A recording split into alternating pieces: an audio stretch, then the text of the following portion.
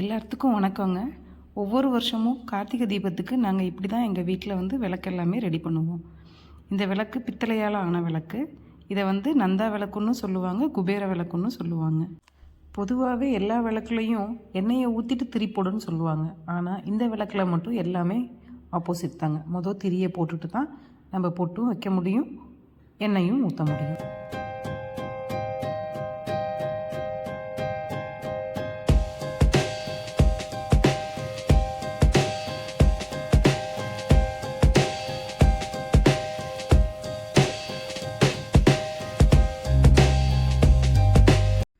நம்ம தீபங்கள்லாம் அணையாமல் இருக்கிறதுக்கு பாதுகாக்கிறது இவன் தாங்க.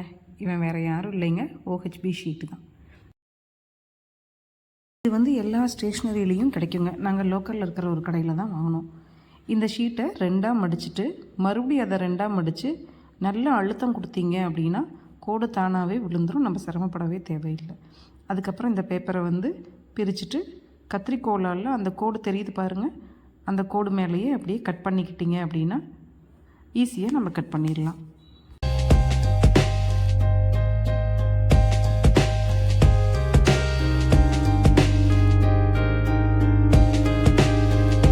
ஒரு OHB ஷீட்டில் நம்மளுக்கு 4 பீஸ் கிடைக்கும். இந்த ஒவ்வொரு பீஸையும் தனித்தனியாக நம்ம ரவுண்ட் பண்ணி செல்லோ டேப்பால் ஒட்டிக்கலாம்.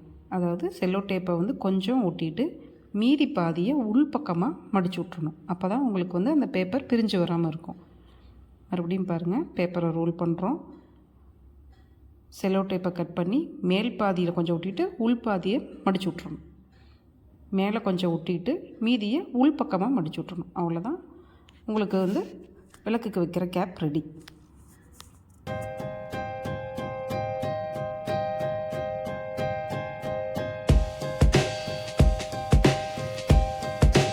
இப்போ நம்ம ரெடி பண்ணி வச்சுருக்கிற எல்லா விளக்கையும் ஏற்றிக்கலாம்.